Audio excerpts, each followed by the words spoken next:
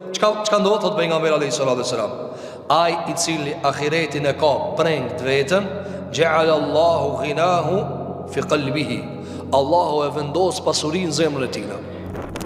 Nuk tutët për fukarallëkit, s'tutët për riskun ai cili mend I ka në ahiret, ai cili e din që jeta është pas vdekjes, ndërkohë që jeta e kësaj bote është vetëm vendi ku mbillet dhe njeriu e gjun farën për ahiret.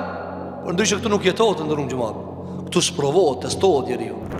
Thot pejgamberi alayhis salam, wa jama'a lahu shamla. Dhe Allahu ja mbledh punt.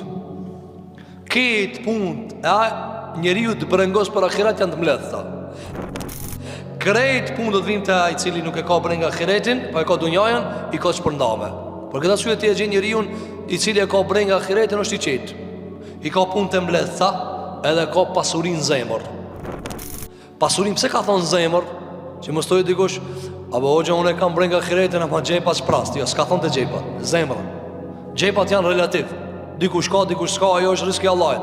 Zemra kur është e qetë dhe është e pasur, s'ka problem sa I ka në xhep.